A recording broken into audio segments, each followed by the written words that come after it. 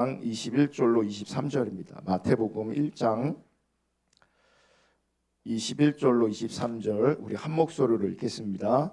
시작. 마리아가 아들을 낳을 것이니 너는 그 이름을 예수라고 하여라. 그가 자기 백성을 그들의 죄에서 구원하실 것이다. 이 모든 일이 일어난 것은 주님께서 예언자를 시켜서 이르기를 보아라, 동정녀가 잉태하여 아들을 낳을 것이니 그의 이름을 임마누엘이라 할 것이다 하신 말씀을 이루려고 하신 것이다.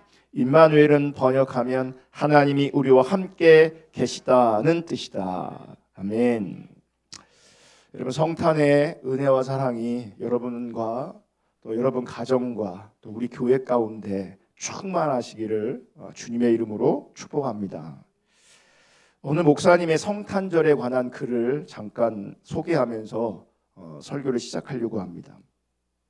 성탄절이 다가옵니다. 2000년 전 유대 땅 베들레헴 들판에서 밤을 새던 목자들에게 나타난 천사들이 예수님의 탄생 소식을 전하면서 온 백성에게 미칠 큰 기쁨이 좋은 소식이라고 했습니다. 그렇다면 우리는 스스로에게 질문해 보아야 합니다. 성탄절이 다가오는 것이 기쁜가? 크리스마스가 기쁜가? 성탄절이 다가오는 것을 알면서 기쁘지 않은 그리스도인들이 많습니다. 나이가 들어서가 아닙니다. 예수님과 사이에 개인적이고 실질적인 교제가 없기 때문입니다. 우리는 훌륭한 업적을 남긴 사람이 태어난 날을 귀하게 여깁니다. 기념식도 하고 여러 행사도 합니다. 문제는 성탄절도 그렇게 지낸다는 것입니다. 그러니까 기념은 하지만 감흥이 없거든요. 감흥이 없어요. 성탄절도 이제 그럴 수 있다는 거죠. 많은 사람들한테 성탄절 장식을 하고 성탄절 행사를 하고 카드를 보내고 선물도 하고 어려운 사람을 도와주기도 합니다. 그렇지만 중요한 것은 정말 기쁘냐 하는 것입니다. 기쁘냐? 성탄절이 기쁘냐? 사랑하는 사람의 생일이 되면 축하해 주는 사람이 더 바쁘고 기쁘고 설렙니다. 며칠이 누구 생일이지? 기쁘게 해줘야지. 어떻게 하면 행복하게 해줄 수 있을까? 돈 쓰고 시간 내면서 마음이 설렙니다. 여러분은 성탄절 예배 때 반드시 참석할 계획입니까? 배우자의 생일이나 부모님이나 자녀들의 생일 모임 때는 어떻게 하십니까? 따지고 보면 성탄절이 훨씬 중요하지만 현실적으로는 남편이나 아내, 부모님과 자녀들 생일만큼도 챙기거나 준비하지 못합니다. 이유는 하나입니다. 가족들과는 같이 사는데 예수님하고는 같이 살지 않기 때문입니다. 그러니까 막연한 거죠. 같이 사는 가족들한테는 같이 살고 있으니 그 생일이 의미가 있는 거죠. 축하해 주려고 미리부터 기억하고 준비하고 챙겨주고 밥 같이 먹고 선물도 하고. 예수님이 탄생하신 이 성탄절 예배에 왜 우리가 기쁘지 못할까? 이번에 정확하게 진단하세요. 예수님하고 같이 살고 있지 않기 때문이라고. 아까 좀 전에 그러잖아요. 위대한 사람들의 생일 기념하고 그런 데잖아요. 근데 왜 감흥이 없는지 아십니까? 그들과 우리가 같이 살고 있지 않기 때문에 그렇습니다. 그들과 인격적 관계가 맺어져 있지 않기 때문에 그분의 위대한 업적은 기념할지 모르겠지만 감흥이 없다고요. 광복절과 친척 결혼식 어떤 것이 더 중요한 의미가 있을까요? 여러분, 광복절이 더 중요합니까? 친척 결혼식이 더 중요합니까? 광복절이 훨씬 더 중요합니다. 근데 이분이 이렇게 얘기해요. 그런데 광복절 기념식에는 안 가지만 친척 결혼식에는 갑니다. 왜 그럴까요? 인간 관계 때문입니다. 훨씬 더 중요한 건 광복절인데 거긴 안 가, 대부분의 사람들이. 친척 결혼식은 가. 왜요? 관계 때문에 그래요. 관계 때문에. 그렇습니다. 성탄절 예배에 꼭 가야 한다는 마음이 없는 것은 예수님과 친밀하지 않기 때문입니다. 예수님과 관계되지 않았기 때문입니다. 성탄절이 기쁘지 않다면 마음에 문제가 생긴 겁니다. 예수님께서 태어날 당시 베들레헴에 빈방이 없었듯이 마음속이 가득 차서 주님이 들어올 자리가 없는 것입니다. 여러분의 마음에는 무엇이 들어있습니까? 무슨 생각을 하고 사십니까? 올해도 여러분은 성탄절 예배에 초대받았습니다. 이 초대는 말할 수 없이 복된 것입니다. 주문이 왔대요.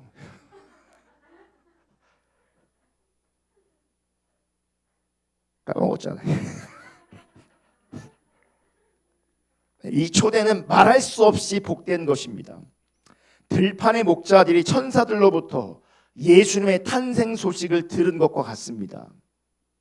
성탄절에 초대받았다는 것 자체가 여러분은 정말 특별한 사람이라는 증거입니다.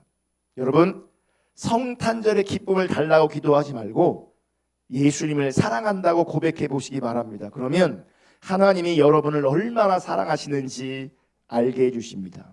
하나님이 세상을 이처럼 사랑하사 독생자를 주셨으니라고 하셨지 않습니까? 그때 기쁨은 선물로 오는 것입니다. 성탄절의 기쁨이 여러분 모두에게 함께 하시기를 축복합니다. 이게 그분의 글이거든요. 여러분 성탄절이 기쁘십니까? 이 예배가 기쁘십니까? 성탄절을 맞이해서 주님과의 바른 관계 속에서 기쁨과 감격의 그런 성탄절 될 수 있기를 주님의 이름으로 축복합니다. 문제는 주님과의 관계가 모호하기 때문에 기쁘지 않습니다. 또 가야 돼. 달력을 보니까 또 내일은 주일이래. 또 가야 돼.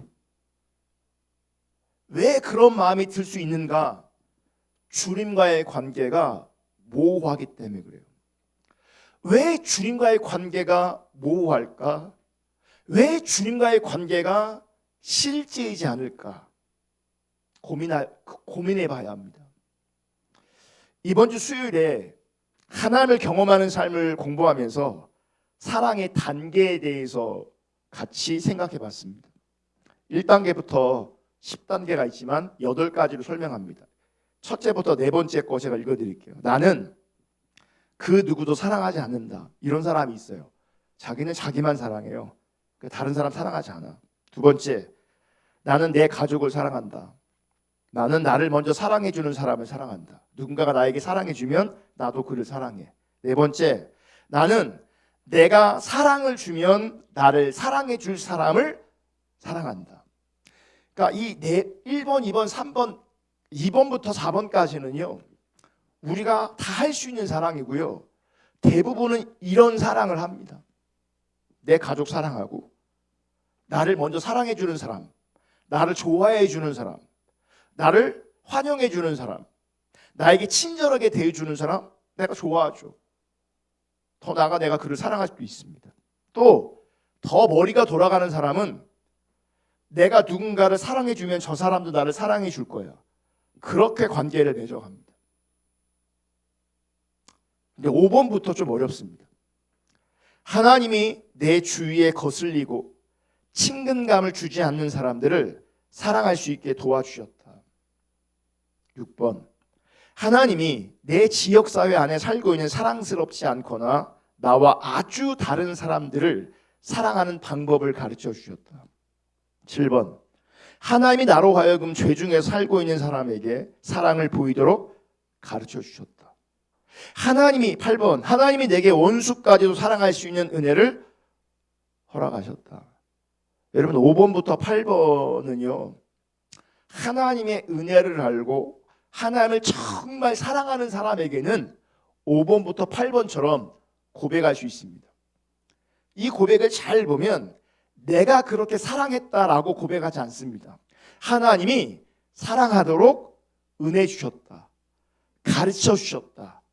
허락하셨다. 이렇게 하거든요. 그러니까 하나님의 은혜를 알면, 그래서 하나님을 사랑하면 5번부터 8번처럼 그렇게 고백하는 것이 가능할 수 있습니다. 문제는 실제 우리들의 삶에는 이게 너무너무 쉽지 않다는 겁니다. 왜 이게 쉽지 않냐? 그럼 뭐겠어요? 원인이 내가 하나님의 은혜를 모르는 거죠. 내가 하나님 사랑하지 않는 거죠. 그러니까 많은 사람들이 1번부터 4번까지는 실제예요. 너무나 실제예요. 근데 5번부터 이 8번의 자리는요, 이론으로는 뭔 소린지 알겠지만 나한테는 실제가 안 돼요. 너무너무 어려워요. 불가능에 가까워요.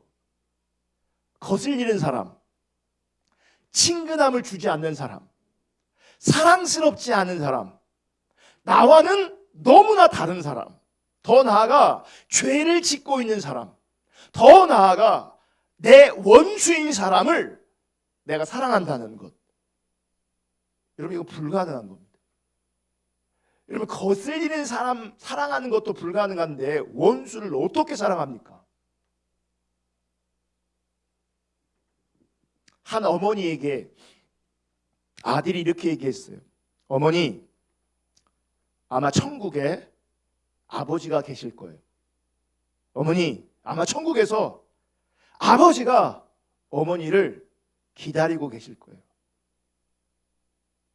천국에 남편이 있을지도 모른다는 그 말에, 천국에 남편이 기다리고 있는다는 그 말에 이 어머니가 아들한테 이렇게 얘기해요.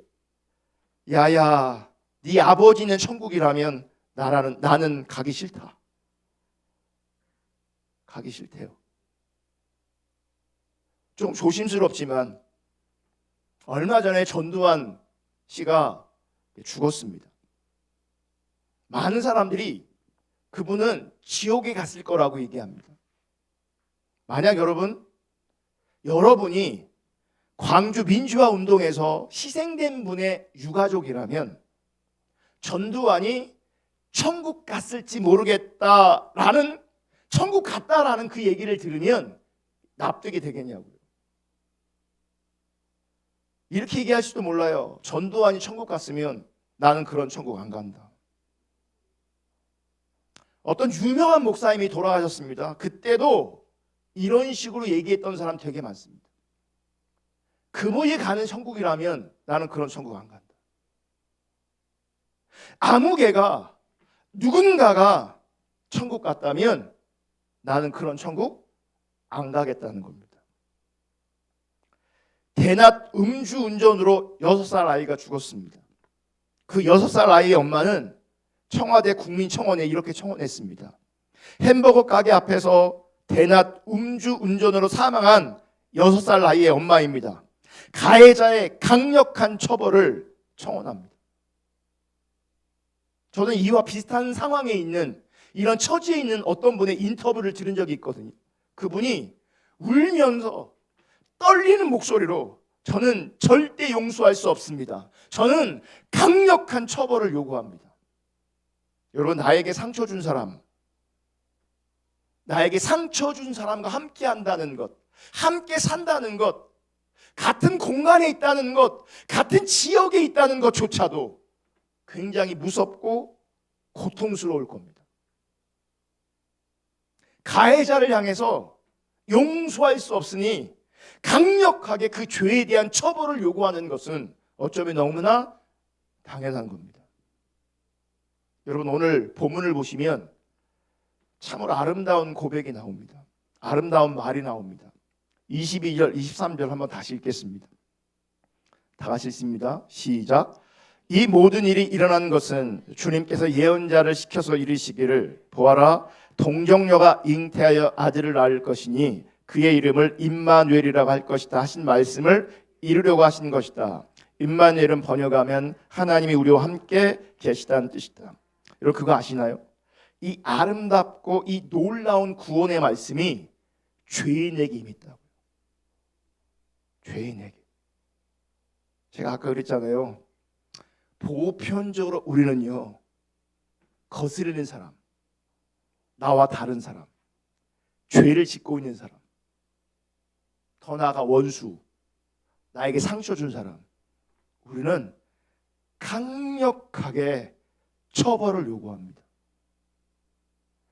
이 놀라운 구원의 말씀이 누구에게 임한 것이냐면 죄인에게 임했습니다. 사실 많은 사람들이 임마누엘이라는 이 놀라운, 이 아름다운 구원의 말씀이 죄인에게 임했다라고 하는 사실조차도 잘 모릅니다. 왜냐하면 이 말씀이 요셉에게 임한 것처럼 우리는 알고 있거든요. 성탄절에. 근데 원래는요, 요셉에게 주신 말씀이 아니에요. 원래는 구약에 이미 주셨던 말씀이에요. 어떤 사람들은 임마누엘이란 하나님이 나와 우리와 함께 하신다는 이 말을 통해서 종교적 감수성을 가지고 하나님이 나와 함께 하신대 라고 하면서 스스로 위로받는 사람도 있습니다. 그런데 오늘 말씀은 메시아 예언에 대한 성취의 말씀으로 주어진 겁니다. 누구에게 먼저 주어졌냐면 이사야를 통해서 이 예언의 말씀이 주어졌습니다. 이사야 7장 14절 다 같이 읽습니다. 시작. 그러므로 주께서 친히 징조를 너희에게 주실 것이라. 보라, 처녀가 잉태하여 아들을 낳을 것이요 그의 이름은 임마누엘이라 하니라. 여러분, 이 놀라운 예언의 말씀, 이 축복의 말씀, 이 아름다운 말씀이 누구에게 임했냐면 이사야를 통해서 아하스라고 하는 임금에게, 아하스라는 왕에게 주어진 겁니다. 그런데 이 아하스가 어떤 왕이냐면요, 악독한 왕입니다. 악질 중에도 악질입니다. 악독했던, 악질 중에 악질이었던 아하스 왕에게 임마누엘이라는 구원의 말씀이, 아름다운 말씀이 전해지는 거예요. 얼마나 악했냐? 열왕기하 16장 2절부터 4절까지 보면 이 아하스 왕이 어떤 왕인가를 알 수 있습니다. 아하스가 왕이 되었을 때에 그의 나이는 20살이었다. 그는 예루살렘에서 16해 동안 다스렸다. 그러나 그는 주 하나님 보시기에 올바른 일을 하지 않았다. 그는 올바른 일을 행하지 않은 사람이에요. 그는 그의 조상 다윗이 한 대로 하지 않았다. 3절. 오히려 그는 이스라엘의 왕들이 걸어간 길을 걸어갔고, 여기서 이제 악질 중에 악질이라는 표현이 나오는 거예요. 자기의 아들을 불에 태워 제물로 바쳤다.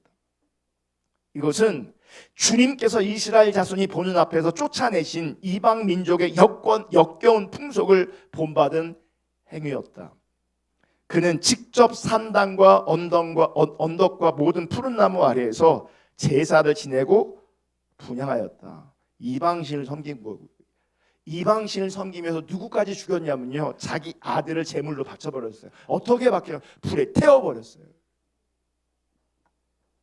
그러니까 이방신을 섬기기 위해서 자기 아들까지 태워 제물로 바친 악질 중에 악질이었던 사람이 아하스예요.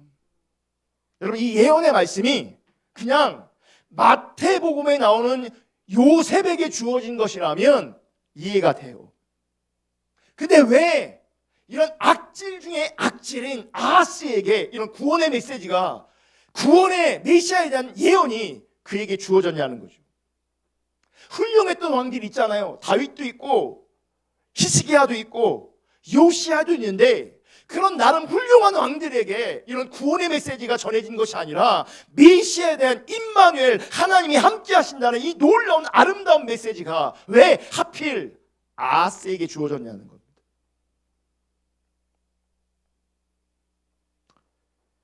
여러분, 이렇게 최고 악질 중에 악질인 아하스에게 오늘 본문 같은 놀라운 구원의 메시지가 임했다는 그 사실을 통해서 하나님의 음성을 들어야 합니다. 하나님의 마음을 알아야 합니다. 여러분, 이사야 7장에 보면, 임마누엘을 예언한 이사야 7장을 보면 아하스는요, 나라의 어떤 위기를 겪습니다. 그 위기 속에서 하나님이 징조를 구하라고 말씀하십니다. 하나님 명령이었어요. 그러니까 믿음이 없으니까요, 하나님 신뢰하지 않으니까요, 하나님이 친히 말씀하세요. 나에게 징조를 구해라. 그랬더니 아하스는요, 그러니까 표현을 보면 믿음 없는 것처럼 보이지 않아요. 표현만 보면 그러니까 문제가 없는 것처럼 보여요. 뭐라고 말하냐면 나는 하나님을 시험하지 않겠습니다라고 말해요.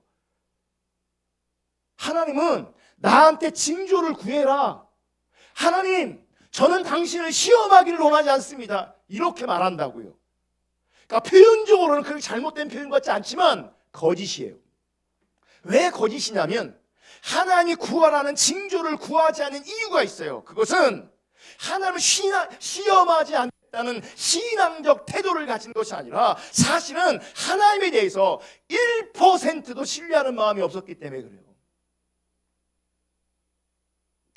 이사야 7장 9절에 보면 이렇게 말씀하세요. 하나님이 에브라임의 머리는 사마리아이고, 자막이 없습니다. 사마리아의 머리는 고작해야 르말리아의 아들이다.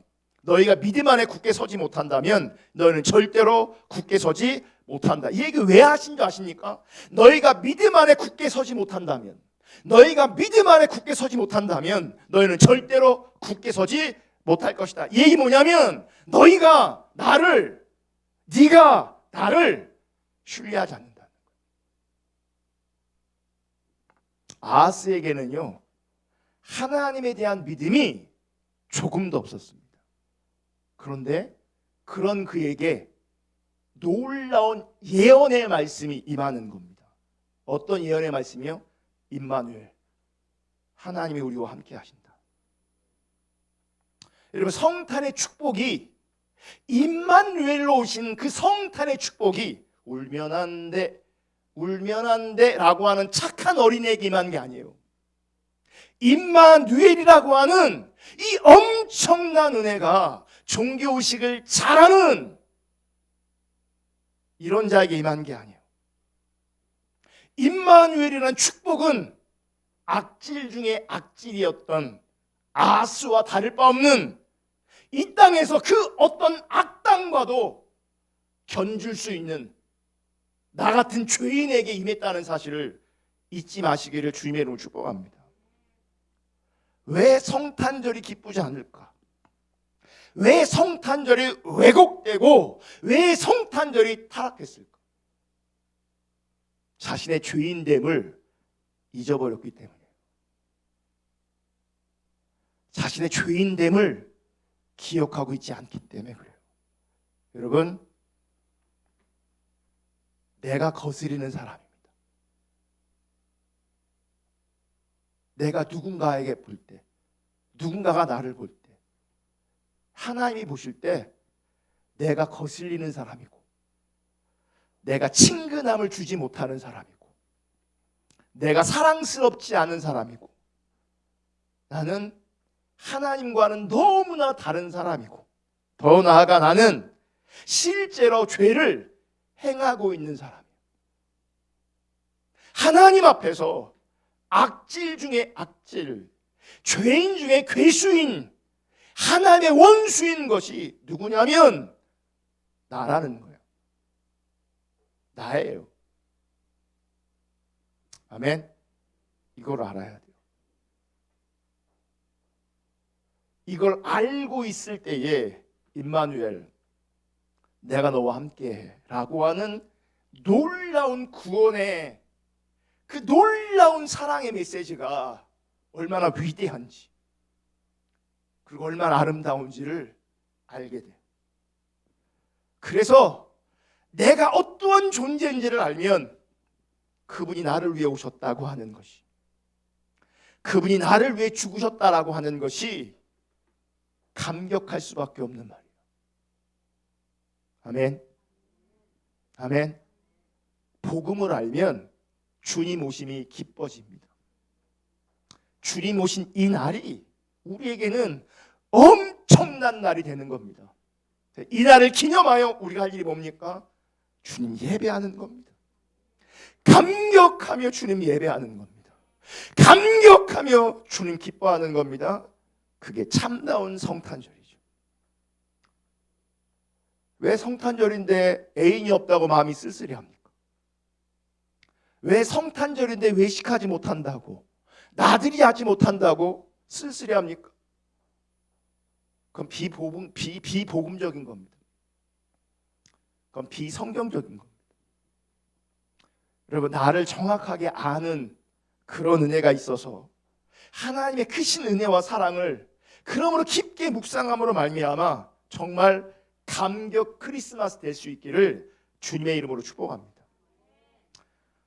마지막으로 이 시 하나를 제가 읽어드리고 설교를 마치려고 합니다. 제가 신학교 1학년 때 전철에서 이 시를 읽으면서요 눈물이 쭉 났어요. 그래서 가끔가다 이 시를 읽고 묵상합니다. 하나님이 세상 지으시고 날 기억하신다는 말 듣고 목이 메었습니다. 하나님의 아들이 외양간에서 인간의 몸으로 태어나셨다는 말 듣고 가슴이 울먹였습니다. 하나님의 아들이 문둥이 시몬과 악수했다는 말 듣고 가슴이 뿌듯했습니다. 하나님의 아들이 내 친구 되셨다는 말 듣고 어깨가 쫙 펴졌습니다. 하나님의 아들이 날 위해 죽으셨다는 말 듣고 한없이 흐느꼈습니다. 하나님의 아들이 다시 사셨다는 말 듣고 울음을 터뜨리고 말았습니다. 늘 울어도 눈물로써 목 갚을 줄 알았습니다.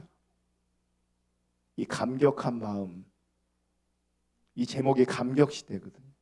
이 감격한 마음, 여러분 늘 우리 마음 중심에 간직할 수 있기를 축복합니다. 우리 추가곡 115장 우리 찬양하고 잠깐 기도하겠습니다.